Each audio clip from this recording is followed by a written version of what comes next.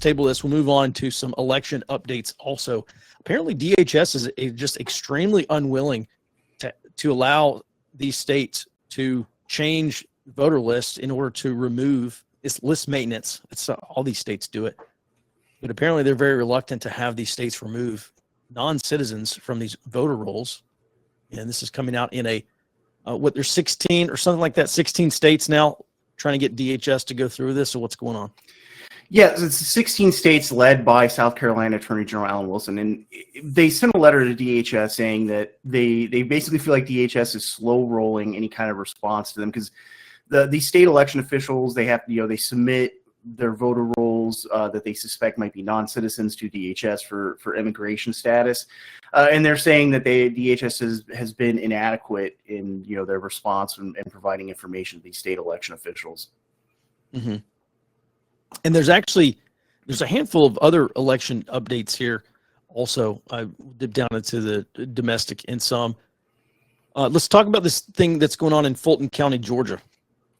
Yeah, there's actually the same judge that made two decisions. One, he's a state-level judge from Fulton County named Robert McBurney. He ruled that county election officials cannot refuse to certify the 2024 election, and they would have to wait until the vote is certified to challenge based on any accusations of error or fraud. He also blocked a new rule that I think we talked about a couple weeks ago, that the state election board mandated a hand count of these election ballots that go through these electronic machines to make sure that the numbers match up. And I think from my understanding, his ruling was basically this is sounds reasonable on paper, but it's too close to the election and could cause chaos during ballot counting. Mm-hmm. And then speaking of the citizenship verification, so Arizona exists in an interesting status where they have a full ballot and what's called a federal-only ballot, and a federal district judge ruled that the state election officials cannot be forced to submit voter registration information to DHS to verify citizenship status ahead of November.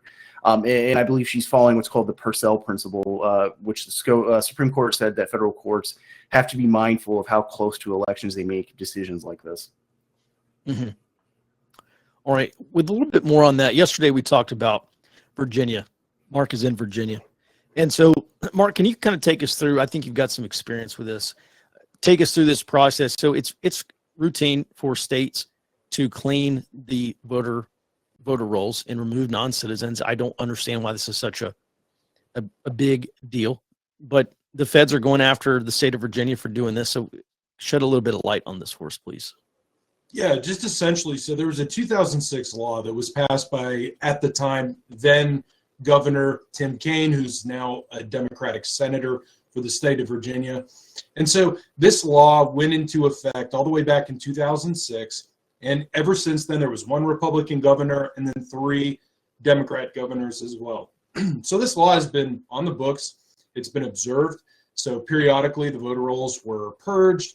Most of the voter rolls that had non-citizens attempting to vote were up in the DMV area. So that would be like Fairfax, for example. And then just until recently, Governor Youngkin wanted to clean up the rolls again. And so in line with this law, he submitted an executive order so that he could purge these voter rolls of non-citizens. And so for the first time ever, the DOJ decided to challenge that and take the Commonwealth of Virginia to court. Why this is significant is, the grander picture here is that not only are you seeing that the DOJ is getting involved, which they're being accused of politicizing, these election laws, but on top of that, there are counties in Virginia as well that are now refusing to certify their votes if this gets changed. And so right now, similar to Fulton County, hand counting ballots in Virginia is not allowed. So already some counties are deciding that they're not going to certify their votes. And so if the DOJ wins, which highly doubt that will happen, this could also have a ripple effect into other counties, particularly red counties, refusing to certify their votes for the Commonwealth.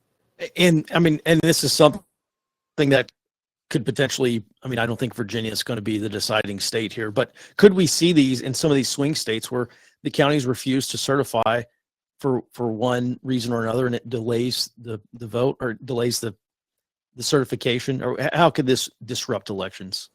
Absolutely. So what you're seeing happening in Virginia is being repeated in other parts of the United States. Georgia is an example. I've seen several counties there.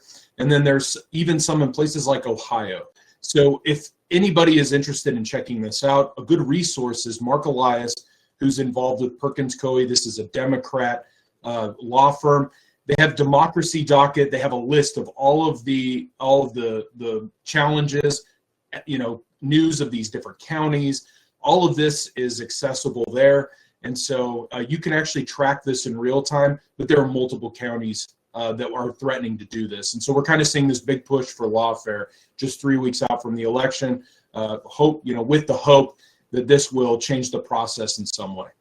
Mm-hmm. Yeah, by the way, I follow that guy on Twitter, Mark Elias. He's pretty proud of all these things that he's doing. And so just if I can understand this correctly, this is a scenario where Republicans say, we refuse to certify the ballots for our county because voter rolls were not scrubbed. And Democrats could say, we refuse to certify the votes for this county because voter rolls were scrubbed. I mean, it just seems like this is enabling a lot of problems on the back end, regardless of what happens. Absolutely. Yeah, this is not just limited to red counties now. We're seeing this in blue counties as well. And so, kind of forecasting this in the future, there will definitely be challenges. And then as we saw in Fulton County, as Robert talked about, is there's going to be the legal angle with judges blocking challenges, things like this. And so, this is going to be a dogfight for weeks to come before and after the election. Mm-hmm.